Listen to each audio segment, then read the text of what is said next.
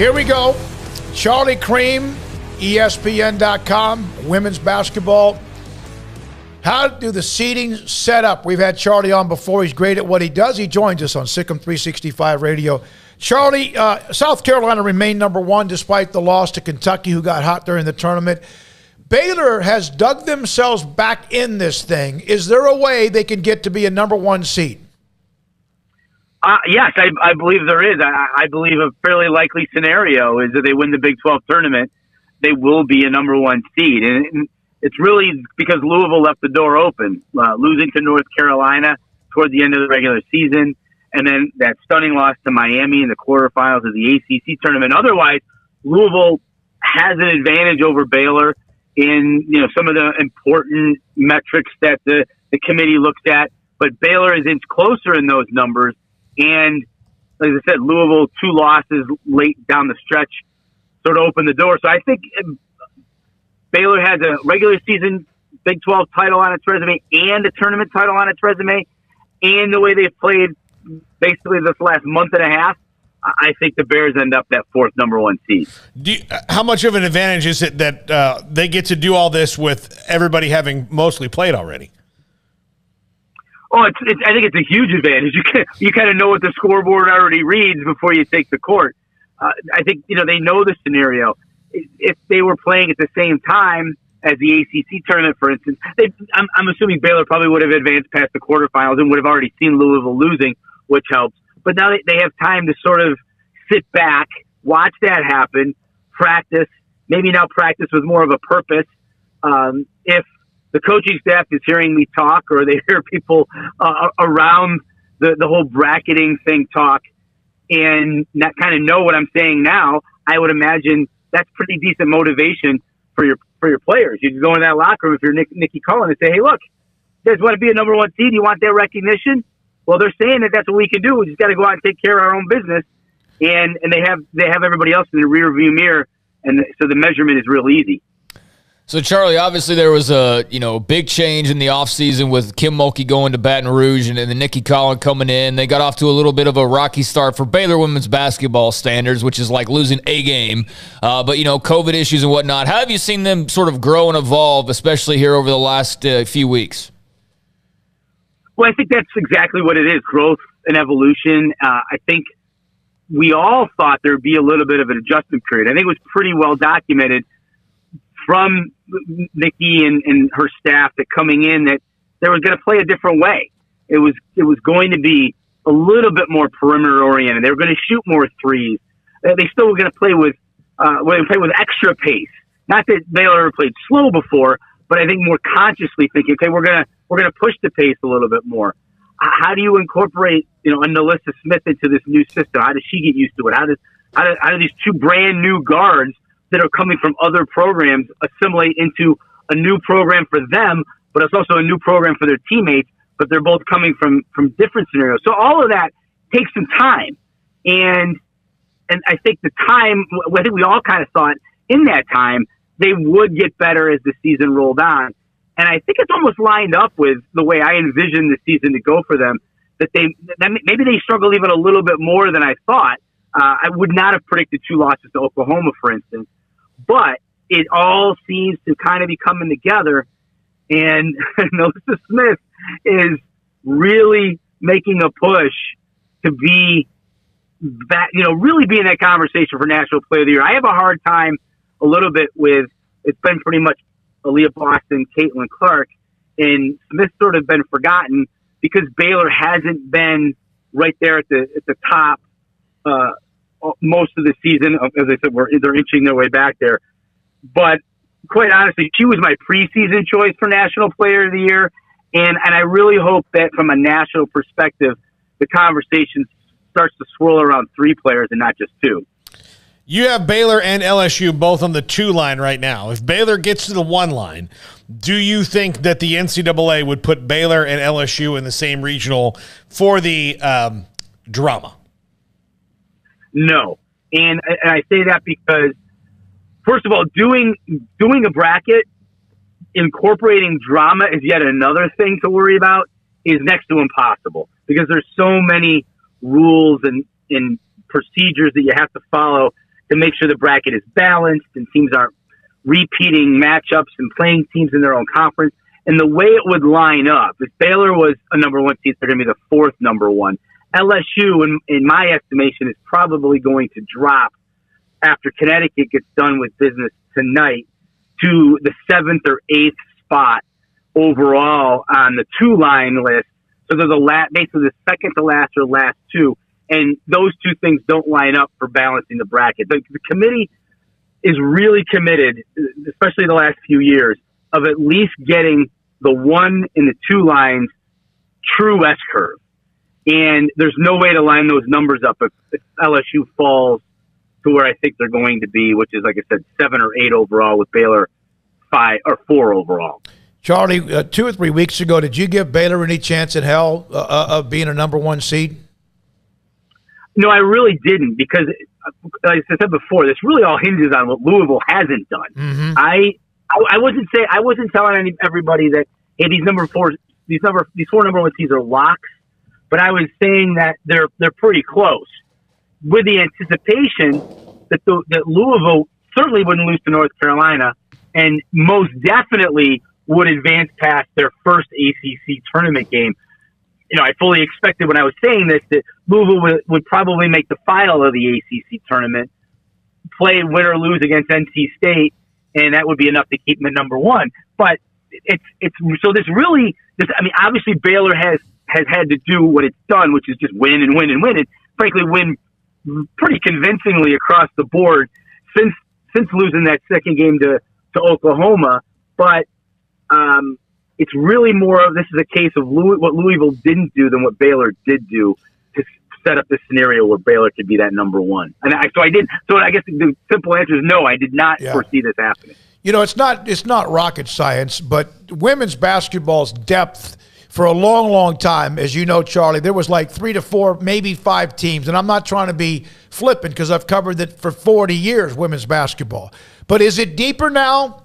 Is it obviously, maybe not 8 to 12 deep, but is it, there's more upset? It used to be, oh my God, so-and-so lost. Now it doesn't seem to be so shocking. Is it getting deeper, in your opinion, at the top?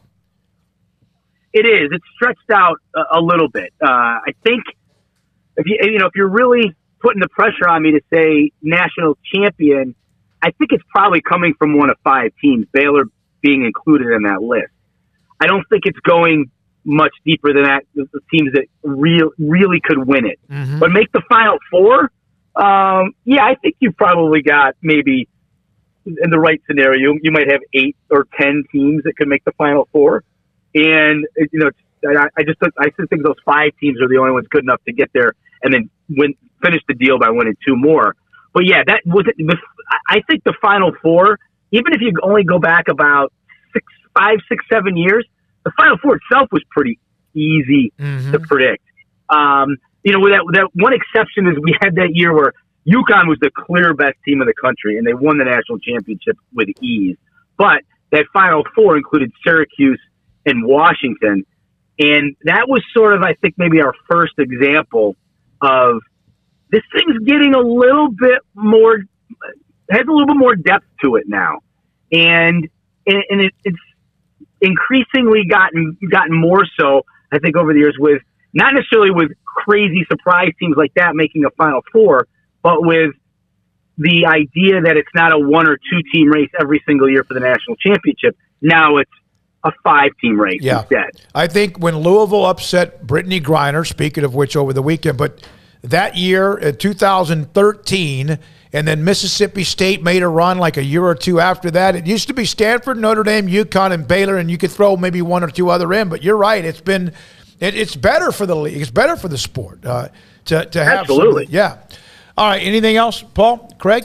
Just how do you see Texas and Iowa State stacking up, being top 10-ish teams out of the Big 12? Just your thoughts on both those programs.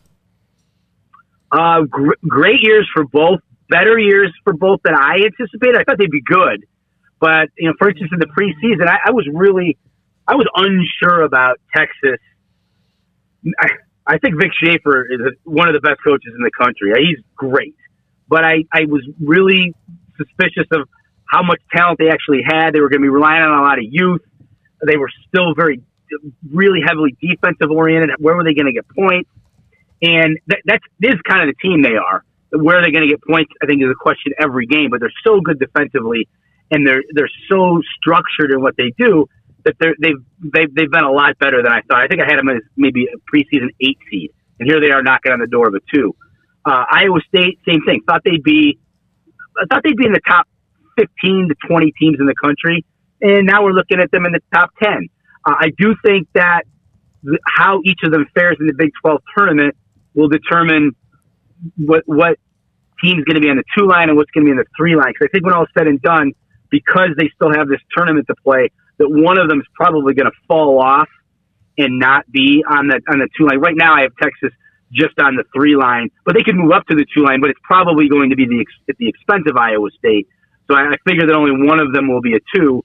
So you could have a 1 seed, a 2 seed, a 3 seed, and still possibly a 4 seed with Oklahoma. So 4 teams still could be in the top 16.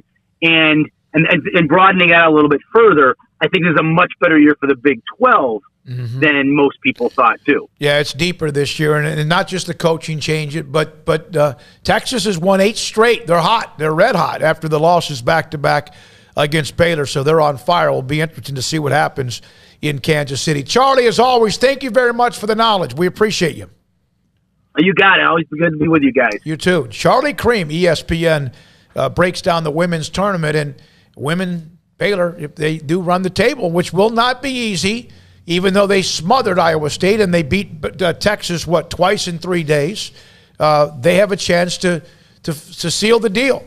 And both teams, Baylor men and women, right there on the verge of a number 1 seed. Right now, they are. But we'll see what happens in Kansas City and if that affects that at all. It strengthens it or maybe knocks them to a 2 line. Yeah, I mean, that was a big deal for the women's program. It could have easily become an afterthought with Mulkey's departure. Could have just decided, like, hey, we've been great for a while. We'll try, but, it's not going to be the same. But Mack Rhodes went and swung, big and went to the WNBA to grab Nikki Collin. And, again, it was not easy in the beginning. I'm sure it's still not been easy at different points, throughout the last few months. But it's great right now. And, then you mentioned Caitlin Bickle and Jamie Asbury announcing they're coming back for a 5th season. That's a big deal for next year's roster. And I think it's just a big deal that, instead of having to, like Matt Rule for like 2 years had to keep preaching like the end goal and the end goal and the end goal. But with Nikki Collin, I mean, winning a title in the first year, I mean, yeah, it had bam, to be, yeah. You got proof in the pudding right there. There's no, just believe, no, I mean, the belief should be there. They got the job done, and they weren't necessarily expected to, no matter who they were returning. I mean, still, you lose a Hall of Fame coach like that. It doesn't really matter who comes in and replaces him. There's probably, in most cases, going to be a drop-off, but here they are in the same spot at the very end, so kudos to them. Well, yeah, and you take off, a little bit of COVID, you got to really do. If teams have COVID, pauses, then it's not like it was a year ago, but you have to take into account that people are sick. They're not going to play well coming off of being sick, especially with COVID. And then the other thing you think about looking forward is, all right, you've got some super seniors now coming back, or seniors coming back for that 5th year, super senior, whatever you want to call them. It's, again, hard to keep. Asbury's going to be a 5th-year senior. Yeah, but you've got people coming back when they don't have to, and that means that you win a conference title. That means that transfer portal looks a lot better for you had you not, because had they not won the conference title after doing it for so long, then a lot of prospective players would be like, well, I mean, that was that. I mean, it might be what happens with Duke with John Shire. You don't know. Yeah. There have been 2 incredibly popular and successful, especially Kim Mulkey, coaches who have left Baylor one way or the other since 2016. I remember when Art Briles was fired, a parent of a guardian of a player said they will not win, they will be trash for 10 years. We know what happened 2 years later when Matt Rule took them to that Sugar Bowl. And then so many that thought maybe with Kim Mulkey leaving that Baylor women's basketball would never be the same, and I understood that. I mean, it's not the other part, 10 years, because Baylor, here they are, the first year. Now they've won the regular season, go win the Big 12, get a number 1 seed, and see what happens in the tournament. The women's Big 12 team announced Coach of the Year, Brandon Schneider from Kansas. Player of the Year, Nalissa Smith. As Craig, I think you mentioned, is unanimous. Jordan Lewis, Newcomer of the Year. Rory Harmon of Texas is the Freshman of the Year. 2 Baylor players on the first team, Jordan Lewis and Nalissa Smith. Also, Iowa State had 3 first-round picks. On the argument, first-teamers. 3 first-team picks. On the argument that I've seen on the men's coach of the year with Scott Drew that Mark Adams swept Baylor, and I get that they did. Oklahoma swept